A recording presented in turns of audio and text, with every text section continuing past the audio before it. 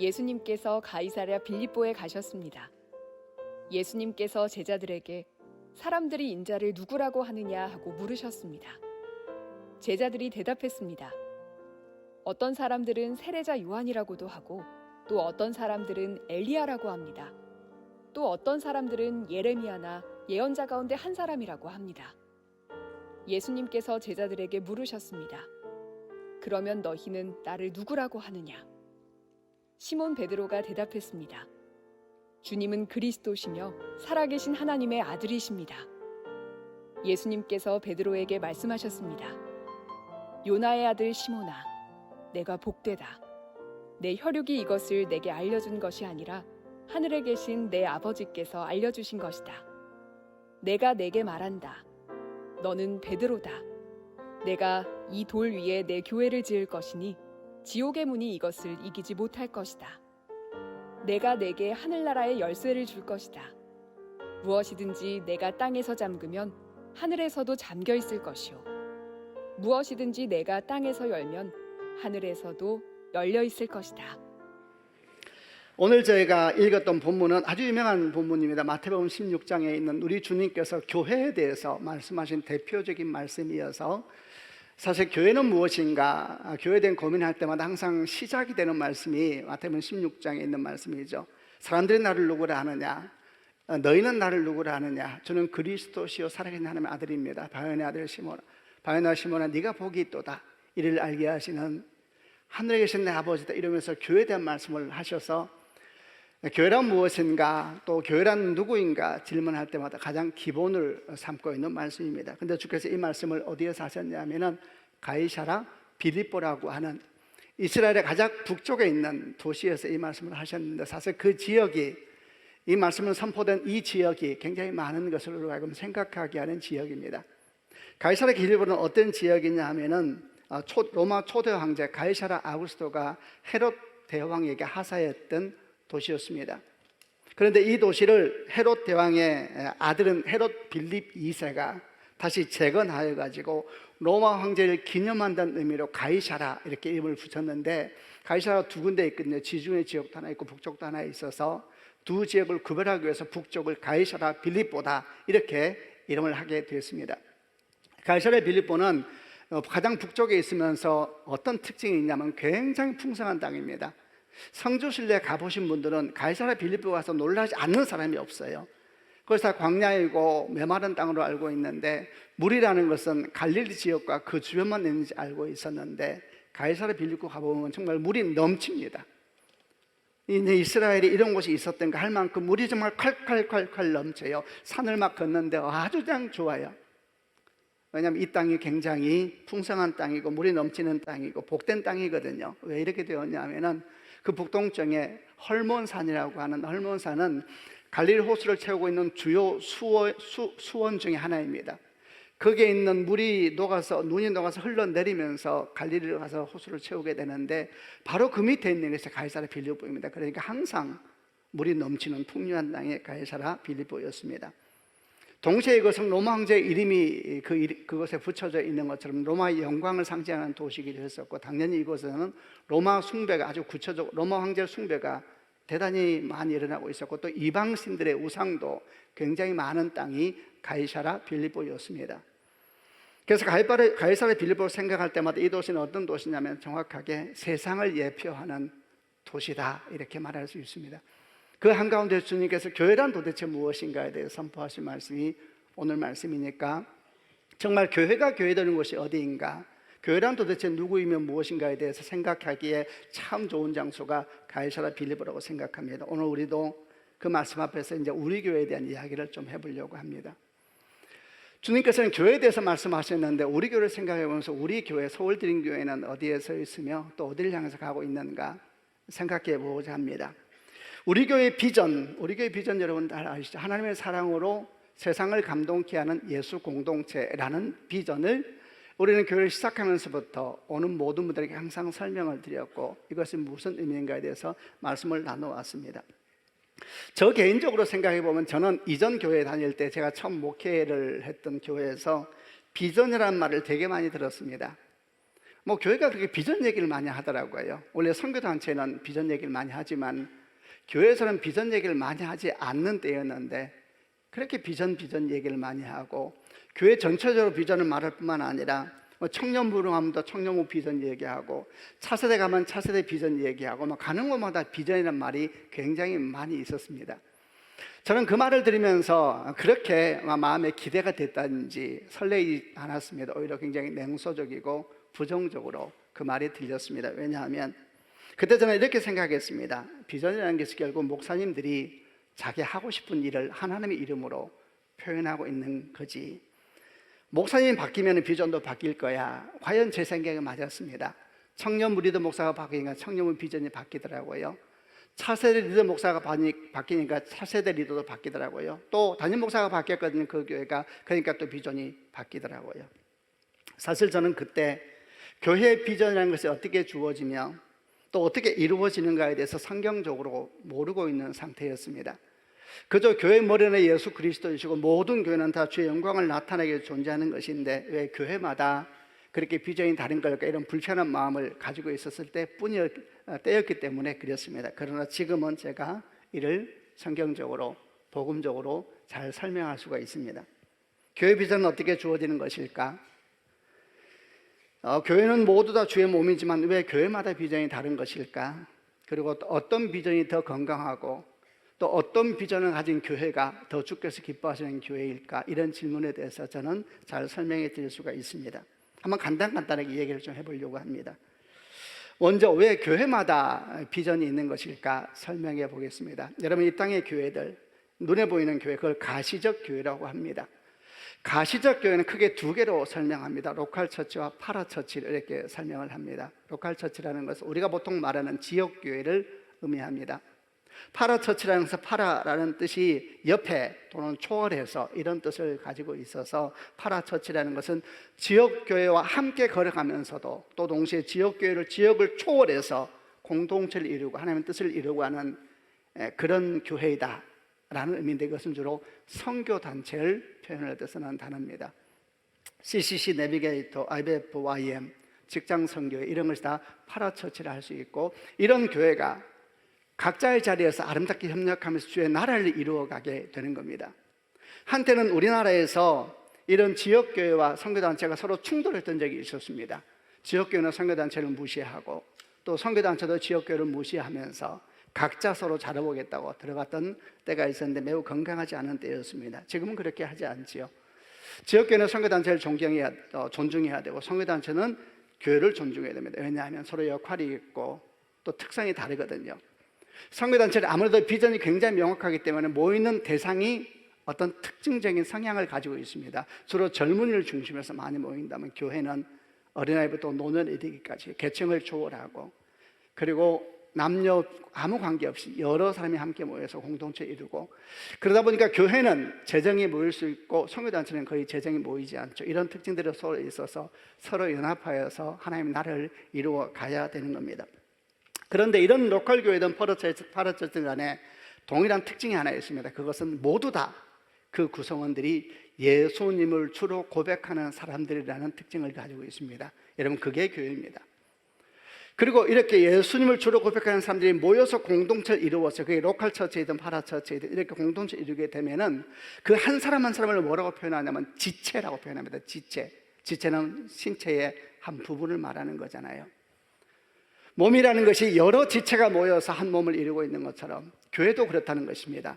예수께서 머리가 되시고 어떤 사람은 팔의 역할, 어떤 사람은 발의 역할, 어떤 사람은 눈의 역할, 어떤 사람은 보이지 않지만 어쩌면 더 중요한 여러 장기 역할을 하면서 이것이 모아져서 몸된 교회를 이루는 것처럼 이렇게 로컬 교회라는 것들도 성도 한 사람 한 사람이 각자의 은사와 직분을 따라서 누구는 손의 역할, 누구는 발의 역할을 하면서 예수께서 머리가 되시죠. 이러면서 교회를 이루게 된다, 이렇게 주께서 말씀을 하셨습니다. 그게 눈에 보이는 가시적 교회라는 겁니다. 조금 그림을 확장해 보겠습니다. 이제는 비가시적 교회, 보이지 않는 교회에 대한 얘기를 조금 해보겠습니다.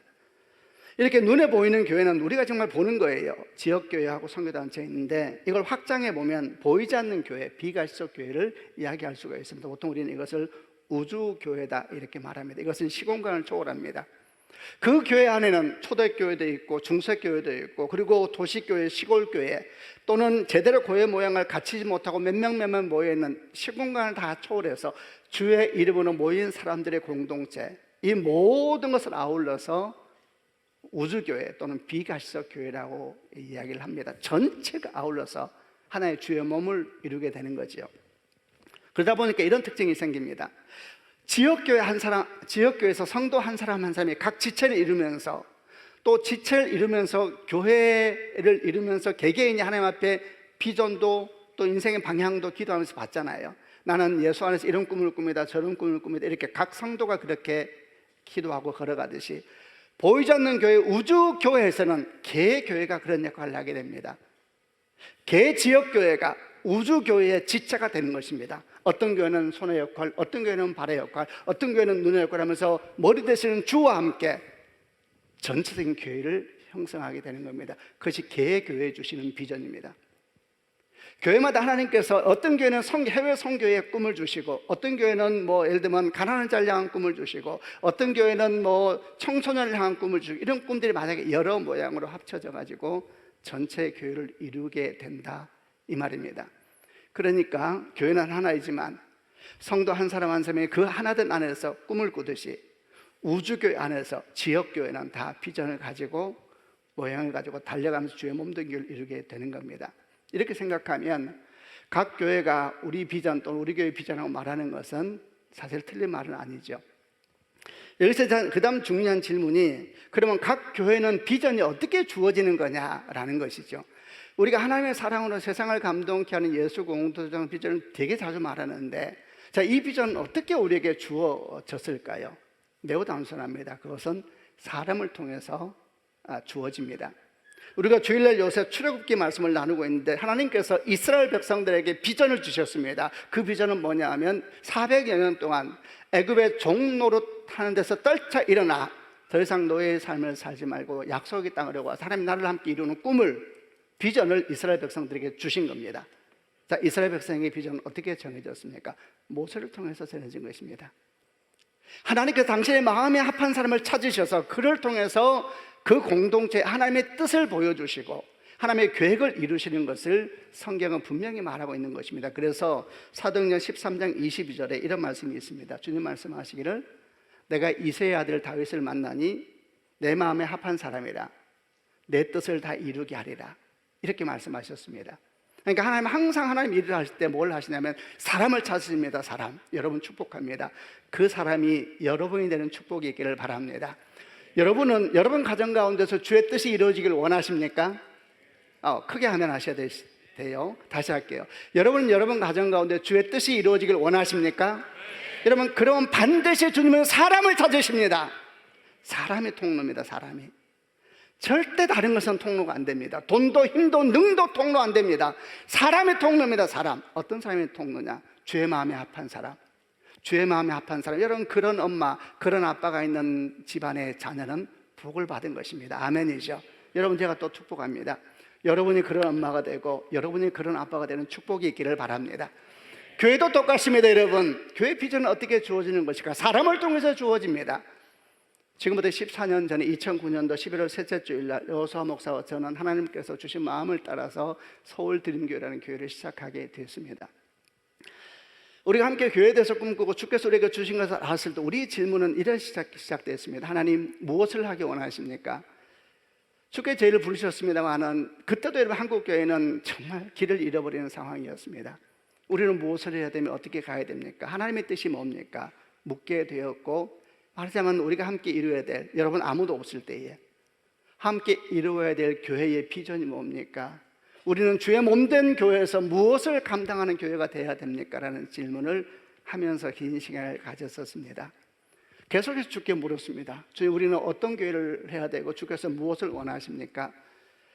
함께 기도하면서 우리 신앙의 여정도 쭉 돌아보기도 하고, 지금까지 우리가 걸어왔던 길들, 우리에게 있었던 눈물들, 아픔들, 꿈들, 우리 각자에게 주셨던 어떤 거룩한 분노라 그럴까요? 우리는 어디에서 멈춰대는가? 우리는 어디에서 주저앉아 버리는가? 우리는 어디에서 웃는가? 어디서 웃는가? 이런 얘기를 나누면서 지난 여정에 함께 하신 하나님, 그리고 지금 우리를 부르신 하나님은 앞으로 우리가 어디로 가기를 원하십니까? 질문하고 또 질문했습니다. 그리고 우리는 한 가지 공통점을 찾았습니다. 그것은 여호사 목사의 제 마음 가운데 교회를 향한 눈물이 있는 것을 보았습니다. 그때도 그렇고 지금도 그렇습니다. 왜 이럴까? 여러분, 주의 몸된 교회는 영광입니다. 영광. 근데 왜 이렇게 교회가 부끄러움을 당하고 있을까? 왜 이렇게 수치를 당할까? 14년 전에도 그랬습니다. 우리는 알았습니다. 우리가 어디에서 우는가? 어디에서 무너지는가? 어디에서 밤잠을 못 자는가? 교회였습니다. 교회. 이런 마음들을 다시 돌아보면서 우리에게 주신 마음을 문장으로 만들게 됐고, 그 문장이 지난 14년 동안 저희를 만나는 분들이 계속 설명해왔던 문장이었습니다. 하나님의 사랑으로 세상을 감동케 하는 예수 공동체. 우리는 오는 분들이 항상 설명했습니다. 하나님께서 이 교회를 시작할 때 어떤 마음을 주셨는지. 다행히 또 감사하게도 저나 여호사 목사는 그리 어리석지는 않습니다. 우리가 하고 싶은 일, 우리가 원했던 일이 아닙니다. 하나님 우리에게 주셨던 마음, 그 마음을 우리가 고민해서 문자로 만들었습니다. 문자를 찾았습니다. 저는 그 밤도 기억합니다. 하나님의 사랑으로, 그 밤이라 그러는 게 좀 느낌이 이상. 둘이 같이 어느 호텔에서 있었어요. 하나님의 사랑으로 세상을 감동케 하는 예수 공동체. 앞으로 우리가 어디로 갈지 모르고 어떻게 될지 몰라요. 사실 우리는 어떤 사람을 만날지 몰랐습니다. 이미 교회는 길을 잃어버린 상황이었기 때문에 과연 주께서 하라 해서 하긴 하는데 우리가 함께 이루어갈 교회가 정말 존재할 수 있을까? 우리는 확신할 수 없었고, 그러나 주께서 하라니까 한다. 이게 우리 마음이었습니다. 여호사 목사가 했던 말을 생각합니다. 한 2년 해보고 안 되면 미국 가자. 저는 미국 생각도 안 하고 있을 때에 자기가 미국에 살았다고 한 2년 해보고 안 되면 미국 가자. 주께서 하라 하시니까.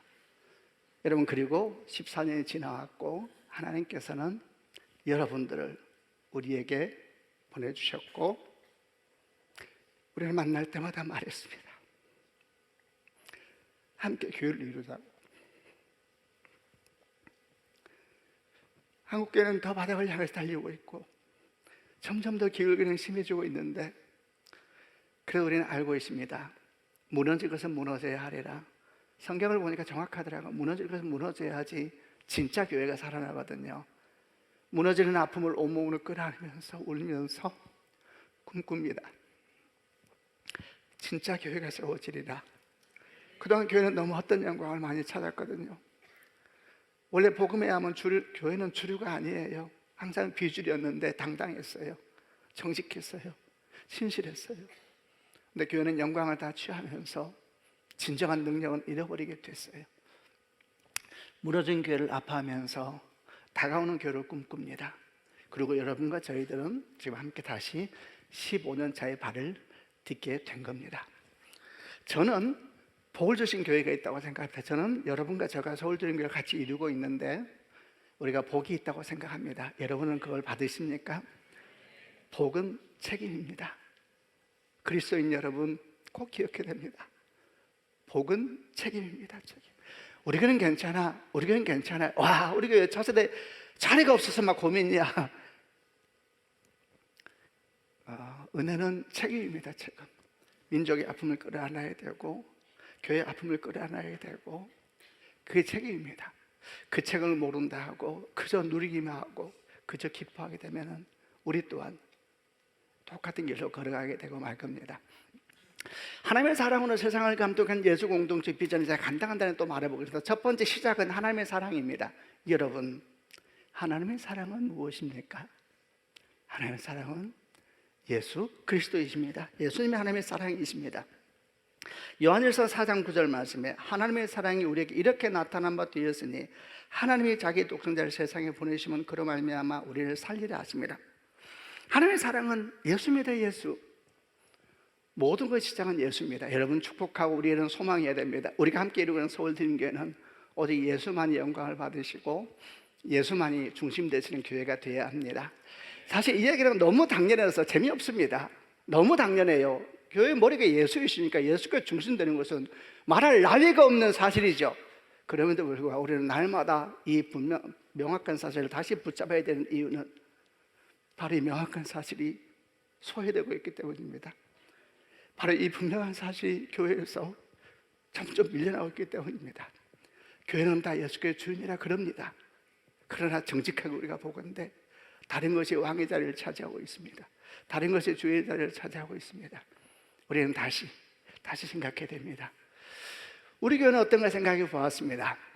여러분, 우리 교회는 정말 예수께서 중심 되시는 교회인가요? 여러분은 우리 교회입니다. 우리가 교회입니다. 서울드림교회, 우리가 함께 이루고 있는 여러분 지체입니다. 누군가는 손으로 누군가는 발으로 함께 이루고 있는 우리 교회를 생각할 때 무엇이 떠오릅니까? 무엇이 그래도 좀 자랑스럽습니까? 우리 교회를 생각할 때에 어떤 사람은 야, 우리 교회 건물을 체육관 빌려 하는데 아유 참 그래도 잘한다, 아마 이런 것이 뭐 약간은 자랑이라 그럴까요? 생각날 수도 있겠죠. 또 어떤 분들은 아, 우리 교회가 담임 목사가 2명 공동 목회 하는데 야, 신기해. 진짜 다른데 서로 정말 헌신하고 서로 사랑하고. 여러분 이거 믿어지세요? 근데 여러분 대답도 몇 명 안 하시네 하면은 여러분 이거 믿어지세요? 그런데 안 믿습니다. 사람들은 진짜 안 믿습니다. 제가 공동목회 하는 건 너무 감사하다 그러면 사람들은 강력한 소망을 말한다 이렇게 생각합니다. 정말 그러고 싶은가 보다. 정말 다 그렇게 말합니다. 저는 사람들에게 말합니다. 공동목회 하지 말라고.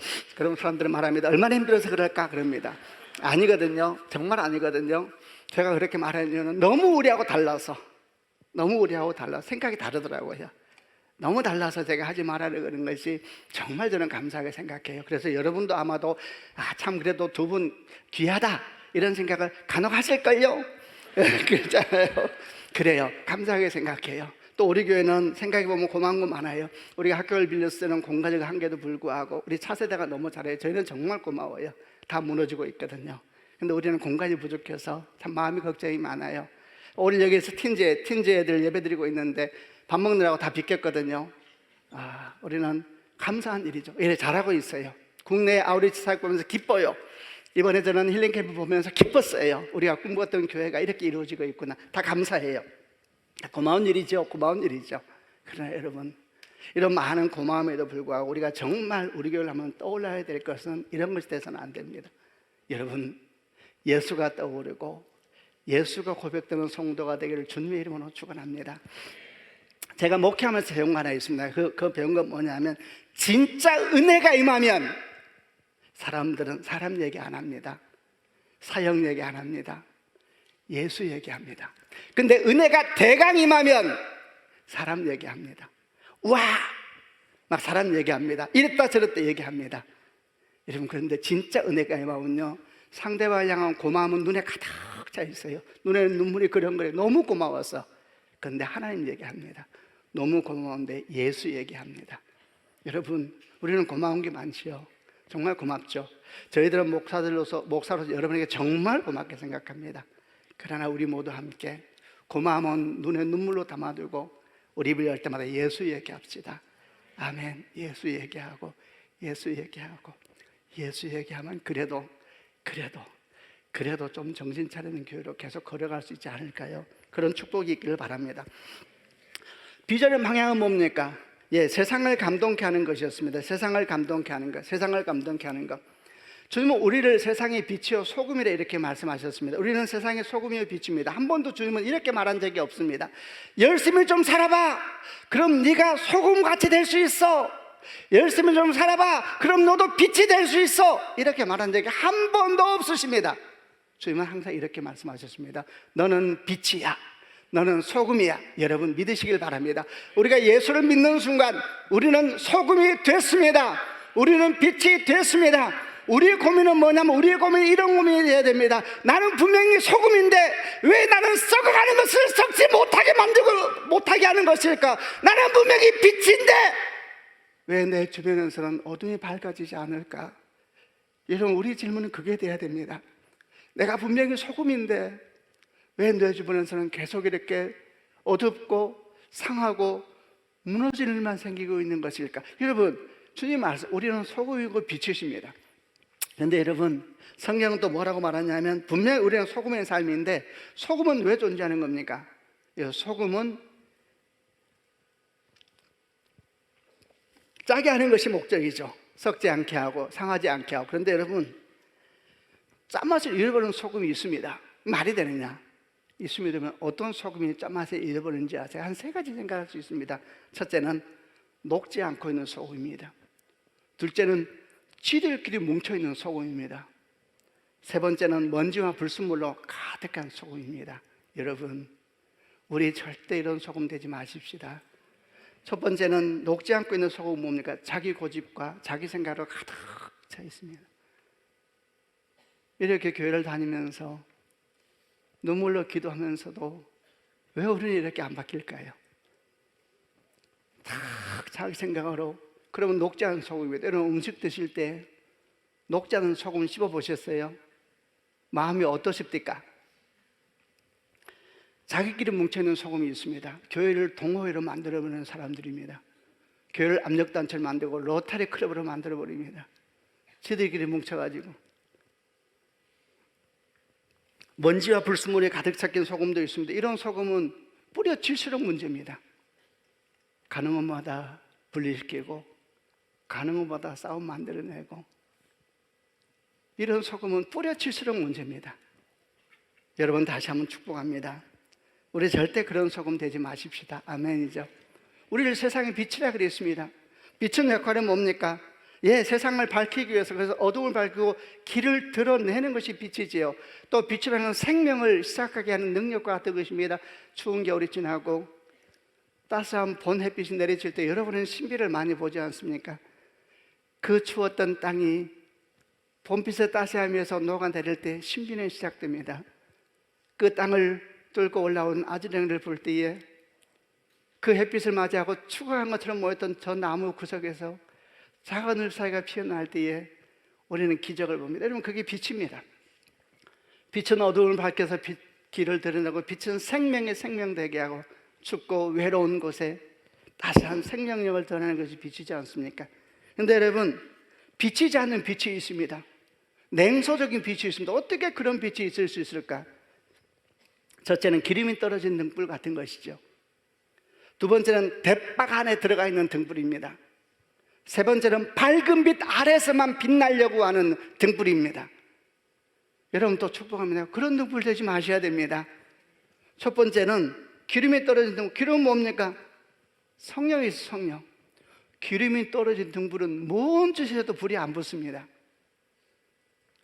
여러분, 기름이 떨어지면 안 됩니다. 두 번째는 대박. 대박이 뭔지 알죠? 바가지 탁 덮어버리면은 빛은 영향력이 없죠. 자기 고집에 대박을 쓰고 앉아있고, 욕망과 교만과 욕심과 죄의 대박 안에 들어 앉아있으면 빛난들 무슨 소용이 있습니까? 대박 안에 들어가 있는 빛이 돼서는 안 되는 것입니다. 다 성령께서 오셔서 깨뜨리시고 새롭게 하시고 기경하시는 축복이 있기를 바랍니다. 세 번째 빛은 밝은 빛 아래서만 빛나려고 하는 등불이 있어요. 여러분, 이렇게 추한 거예요. 밝은 대낮에 길거리에 켜진 등불을 본 적이 있습니까? 그럼 여러분, 밝은 대낮에 등불이 켜져 있으면 어떤 생각이 듭니까? 일 안 하는구만. 꺼야죠. 근데 어떤 등불은 밝은 빛 아래서만 꼭 빛나려고 그래요. 그러면 안 되는 것이죠. 빛은 언제 빛이 됩니까? 어두운 곳, 추운 곳, 외로운 곳, 아픈 곳. 여러분, 그런 것에서 등불은 빛이 되고, 그런 것에서 등불은 길이 되고 따스함이 되고 친구가 되지 않겠습니까? 우리 함께 교회를 이루어가면서 그런 외로운 것이 어디인지, 가난한 것이 어디인지, 추운 것이 어딘지를 바라보고 살피면서, 여러분 아세요? 여러분과 저는 성냥개에 하면도 안 돼요. 근데 여러분 아십니까? 진짜 추운 곳을 가면 성냥개비 하나가 사람을 살립니다. 우리는 지극히 작지만 성령이 우리와 함께 하셔서 기름을 부어주시고 다 외롭고 추운 곳 가서 우리 인생을 드릴 때에 사람들은 살아나게 될 줄로 믿습니다. 마지막 세 번째, 비전의 방향, 비전의 힘은 뭡니까? 예수 공동체입니다. 공동체. 여러분, 우리 함께 가야 합니다. 우리가 공동체입니다. 여러분, 저도 그러하고 여호수아 목사님도 그러하고 우리 장로들도 그러하고 기뻐하십시오. 이상한 사람이 아닙니다. 여러분의 돈에 관심 없습니다. 여러분의 힘에 관심 없습니다. 우리는 예수에게 관심이 있습니다. 여러분을 이용하려고 모이지 않았습니다. 열심히 헌신하고 충성되게 헌신하시길 바랍니다. 다 하고 난 뒤에 나는 무익한 종입니다. 이렇게 공동체 함께 손잡고 함께 가야 됩니다. 함께. 여러분, 공동체는 원래 힘든 겁니다. 우리 공동체 중에 제일 1차 공동체가 가정이잖아요. 가정이 어떻게 시작돼요? 부부관계로 시작되잖아요. 부부관계는 힘든 거예요. 살아봤지요. 기도가 없으면 살 수가 없어요. 제가 부부학교 하면서 이번에 하나 배운 것이 있습니다. 가만히 보니까 이래요. 제가 부부학교를 설명하다가 부부관계를 한번 표를 그려야 되겠다 생각이 들었어요. 그래서 제가 남편과 아내 안에 점선을 껐어요. 점점. 이게 부부지. 그런데 저희 아내가 밑에 실선을 하나 더 끄라 그러더라고요. 껐어요. 확실히 여인이 지혜롭습니다. 생각했어요. 그래, 부부는 점선이면 실선이지. 그렇죠, 여러분. 묘한 긴장감, 그게 부부의 기쁨이잖아요. 여러분 보세요. 부모와 자녀 관계는 본능적인 사랑이 흐릅니다. 그렇죠. 자녀를 생각하면 그냥 미소가 나오죠. 남편 생각해봐요. 부모와 자녀는 본능적인 사랑이 흐릅니다. 노력 안 해도 됩니다. 안 배워도 눈물이 납니다. 그러나 부부 사이는 애써야 합니다. 눈물을 흘려야 됩니다. 근데 아시죠? 거기서 자녀의 사랑이 시작된다는 것을, 그게 신비 아닌가요? 교회는 어떤 관계일까요? 교회는 눈물과 피로 세워가는 겁니다. 자연스럽지 않습니다. 어떤 분이 그래서 교회 와보니까 꼭 싫어하는 사람만 나와 있대요. 그 사람도 그렇게 생각할 거예요.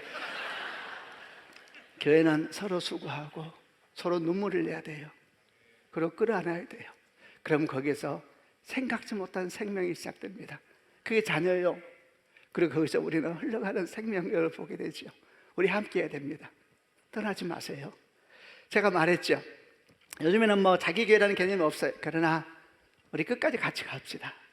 네, 끝까지 같이 가고 돌아가시면 제가 장례해 드릴게요. 또 저희가 먼저 주면 여러분이 장례해 주시면 되잖아요. 끝까지 같이 가고 힘들어도 같이 가고 어려워도 같이 가고. 주님 말씀하셨어요. 히브리서 10장 24절 이하에 서로 돌아보아 사랑과 사랑을 격려하며 모이기를 피하는 어떤 사람들의 습관과 같이 하지 말고 서로 권하여 그날에 가까운 몰수록 더욱 그리하자. 서로 끌어안고 서로 사랑하고, 그러면 우리들의 사랑을 통하여서 놀라운 생명 역사가 이 땅 가운데 흐르게 될 줄로 믿습니다. 여러분, 우리가 서울드림 교회입니다. 14년 동안 주신 은혜에 너무너무 감사하지만 앞으로 나아갈 길은 더 많은 눈물이 필요하고 더 많은 헌신이 필요하고 더 많은 수고가 필요한데 도망가지 말고 회피하지 말고 우리 함께 그 길을 걸어가십시다. 주의 은혜가 여러분에게 저에게 우리 모두에게 함께 하기를 주님의 이름으로 축원합니다.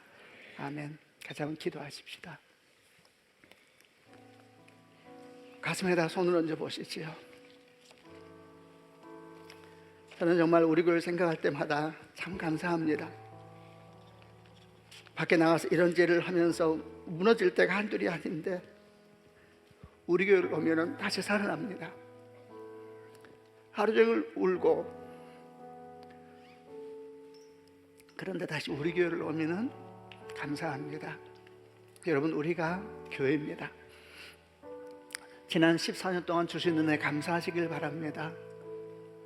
그리고 앞으로 우리가 열심히 앞으로 걸어가겠습니다. 우리를 한마음 되게 해주시고 한영 되게 하여 주시고 정말 세상의 빛과 소금으로 살아가는 우리가 다 되게 하여 주옵소서. 고백하며 소망하며 함께 하나님께 기도하겠습니다.